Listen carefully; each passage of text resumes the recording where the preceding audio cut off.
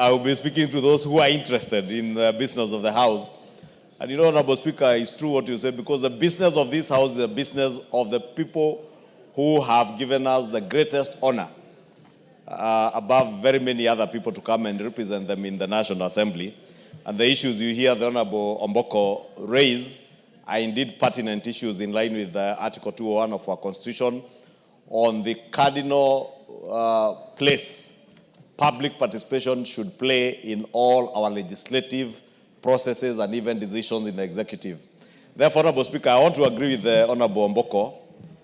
It is true the public participation process in the budget-making process has been abused, grossly abused.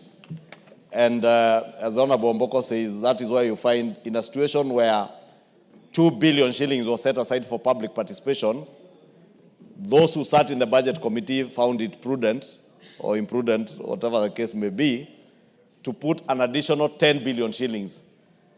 But what is more worrying, Honorable Speaker, is that if the entire 12 billion shillings went to the counties that were slated in for the public participation exercise, then there will be no problem.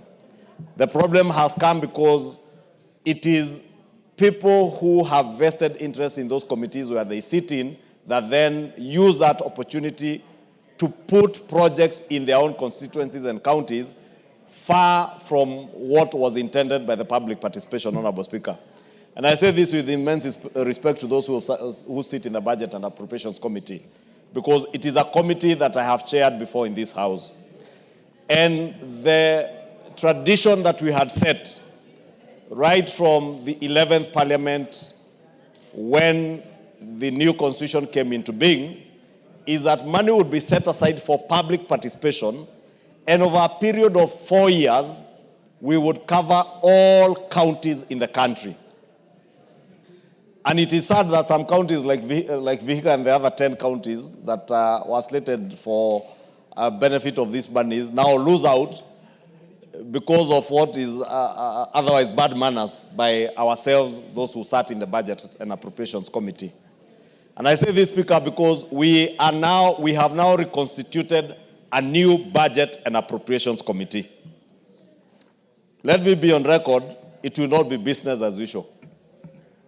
This House will not sit back and allow members who sit in the Budget and Appropriations Committee to use the position they hold in that committee to appropriate money to only their constituencies at the expense of other Kenyans. Because all these 349 members come here to represent people. They come here to seek and lobby for resources to go back to their people. That is why the people of Vihiga are crying today. It is sad that you would find in a county that was to benefit from public participation, a national polytechnic in a county that was slated to benefit for public participation, getting a meager 10 million shillings, whereas in another county where a member in the Budget and Appropriations Committee sits in, a national polytechnic gets 250 million shillings. It is immoral. It is unethical and very unprofessional of us who sit in those committees.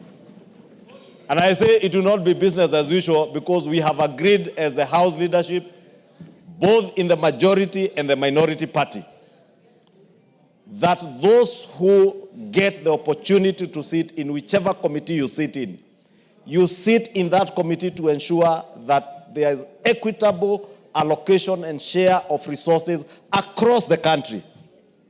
And we will make sure that that happens. I therefore wanted to urge the Honorable Omboko and the other members who are affected. I will engage with the National Treasury to ensure that those counties do not lose on account of the actions of the former Committee of Budget and Appropriations, so that within the next financial year, because they are now preparing the estimates for the next financial year, we factor in those counties that should have benefited this year and those that ought to benefit next year. But let this serve as a warning bell to the new committee. I know the committees are slated to hold their elections tomorrow.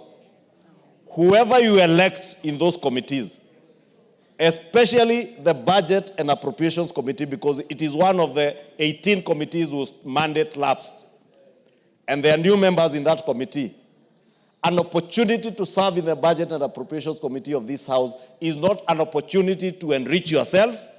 It is not an opportunity to allocate resources to your constituency or your county or to those who you think are your friends above others. You must ensure, as members of that committee, there is equitable and fair distribution of resources, not just those in public participation. The reason why the Budget and Appropriations Committee has been elevated in our standing orders to be a committee that's all of you to be on the lookout. And we call out each other, because that is the only way we can be able to hold each other to account, for us to be able to hold those in the executive to account. Because even those in the executive, it doesn't mean because you are a cabinet secretary, for instance, for roads or water or energy, that all projects should go to your home county. There must be equitable and fair allocation and share of resources in this country, and that is the spirit that we want to go ahead. Therefore, let me assure Honorable Omboko Milemba, I will pick up that matter with the National Treasury to ensure that none of the counties lose out, but also to tell members of the Budget and Appropriations Committee, whichever leaders you elect when you go to elections tomorrow, I pray that you will do what is just, what is right, and what is accountable by your own standards and by our own standards as a House. That public participation allocation was meant as seed capital. When you go out and listen to Kenyans, they tell you this National Polytechnic in this county has 20 or 10,000 students.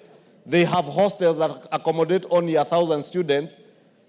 You know, 2 billion shillings might not even be enough maybe to build hostels in that one particular institution. But you put in seed capital, which informs the next budget-making process. Therefore, if, for instance, the Honorable Omboko's constituency in Vihiga, they had a road that was identified as a critical link between his constituency and the county of Kisumu or another neighboring county, and the members of the Budget and Appropriations feel that that road is such a critical link, then they put maybe 50 million shillings or 20 million shillings as seed capital so that they get a budget line that will be added onto in the subsequent financial year's budget. Now, this year they should have benefited to add, but public participation should not be an end by itself, or you allocate, probably you find a school where they have no classrooms, children, you go to Turkana or maybe to somewhere and find children, especially or Baringo, where people had been displaced by bandits, classrooms were demolished or burnt down, and you find you can allocate 10 million shillings and give a school